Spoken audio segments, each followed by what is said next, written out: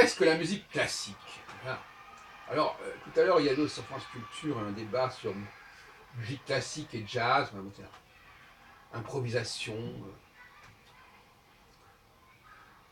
Il y avait un accordéoniste, je sais pas, Galliano, je crois, qui disait oui, le jazz c'est une chose, la musique classique c'est à peu près la même chose. Alors qu'en réalité, jouer du Mozart, c'est jouer du Mozart, hein, et, et faire du jazz aujourd'hui et d'improviser, c'est autre chose. Donc comment peut-on confondre ces deux choses? C'est vrai que Mozart improvisait, c'est vrai que beaucoup de compositeurs improvisaient, mais la question n'est pas là. La question, et je ne prétends pas avoir la réponse, moi j'ai la réponse dans mes fibres, mais je ne suis pas forcément capable de l'expliciter, parce que moi-même je compose, et je ne suis pas dans le jazz, et je ne suis pas un interprète de la musique classique non plus. Hein. C'est ce qui caractérise la musique contemporaine, comme on dit. La musique contemporaine, c'est pas la même chose que le jazz. Alors on dit, oh, les musiques c'est pareil, on fasse n'importe quoi. Non, pas du tout pareil. La musique contemporaine, c'est effectivement, elle est l'héritière de la musique classique, elle est la musique classique d'aujourd'hui, mais le mot classique est quand même un petit peu ambigu, parce que classique, ça veut dire quelque chose qui est reconnu parce qu'il est reconnu par le passé, ou est-ce que classique, ça veut dire un certain genre de musique qui serait classique? C'est un terme qui est extrêmement ambigu, cette expression musique classique. Il y a la musique de telle époque et puis la musique d'aujourd'hui. Bon, alors effectivement, est-ce que moi je joue de la musique classique quand je interprète, pas que j'interprète, mais quand je compose, quand j'improvise? Est-ce que c'est la musique classique? Je dirais que oui, parce que euh, je me prétends l'héritier de cette musique classique. Je me prétends descendre de cette musique classique. Mais l'héritier, c'est pas comme on pourrait dire par exemple qu'il y a une physique contemporaine et une physique classique. Bon. Aujourd'hui, un physicien ne va pas avoir le prix Nobel pour avoir répété ce qu'a dit Newton ou Kepler. Hein, il ne faut pas rêver. Donc, de la même façon, on ne va pas donner le prix Nobel de musique, s'il y en avait un, à quelqu'un qui aura joué du Mozart ou du Schubert. Pas de sens. Donc il faut adapter, il faut appliquer aux critères de la musique les mêmes critères que dans l'histoire de la médecine, de l'histoire de la peinture, de l'histoire de la philosophie. Il faut dire, voilà, ce sont des gens qui prétendent être au même niveau, à la même qualité d'inspiration, la même qualité de création que tel et tel auteur du passé. En revanche, donc effectivement, donc par conséquent, moi, je me réfère nécessairement et implicitement à tous les grands maîtres de la musique classique. En revanche, quelqu'un qui fait du jazz, lui, il ne se réfère pas à ces auteurs-là. Donc, il ne se prétend pas être dans la descendance de ça.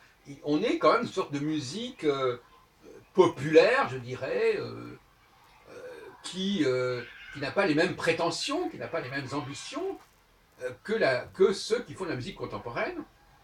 Euh, parce que moi, dans ma musique, il y a certainement une filiation, quelque part, au niveau des sonorités, au niveau de la profondeur du travail, avec Beethoven, avec Bach, avec Brahms, etc. Donc, effectivement, je pense que le jazz crée une confusion, quelque part. Hein, il crée une confusion parce qu'il n'est pas de la musique classique et il ne descend pas de la musique classique. Euh, et pourquoi bon, il y a des compositeurs contemporains qui ont utilisé le jazz, qui ont utilisé certains rythmes de jazz, comme Ravel par exemple, pour ne citer que lui. Mais la musique classique contemporaine, ou la musique contemporaine qui renvoie nécessairement et qui descend nécessairement des siècles passés, donc d'une période classique, la musique de la période classique, on pourrait dire, c'est bien plutôt que la musique classique. En quoi se distingue-t-elle du jazz, par exemple? Voilà la question qui se pose. Quel est le modèle? D'où descend le jazz, finalement? La musique contemporaine, on voit d'où elle descend. Elle descend de la musique classique. Mais le jazz, il descend d'où? Quel est son pédigré, véritablement?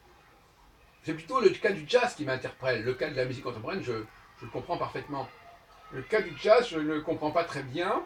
Il y a la musique de variété, il y a la musique de danse, il y a, je dirais que,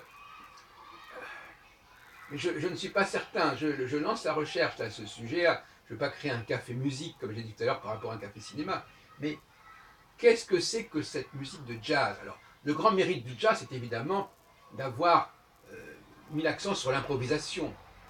Bon. Donc, il y a une improvisation, ça c'est très très intéressant, une improvisation collective. Bon, on sait qu'aujourd'hui, néanmoins, le jazz, beaucoup de gens répètent des choses, mais enfin, il y a une liberté d'expression qui est. Mais cette liberté du jazz, elle se fait aux dépens de l'affiliation avec la musique classique.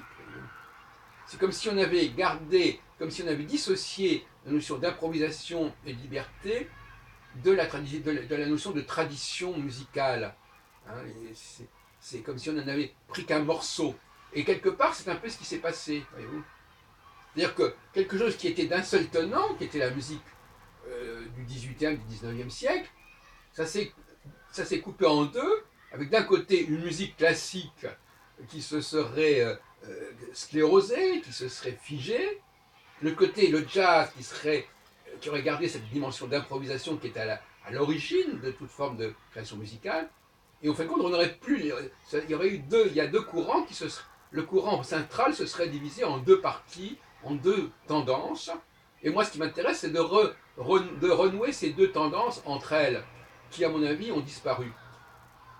Et la musique contemporaine a cette vocation d'être à la fois dans la filiation et dans la côté vivant de l'improvisation.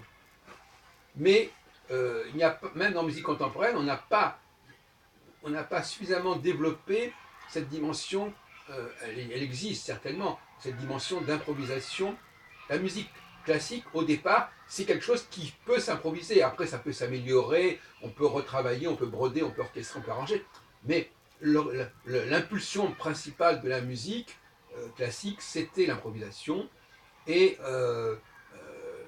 il faut se situer à la fois dans la filiation, dans la qualité d'improvisation, de la même façon que être philosophe aujourd'hui, c'est malgré tout avoir la qualité du travail philosophique des siècles précédents, et ça n'est pas le romancier, hein, ça n'est pas le journaliste.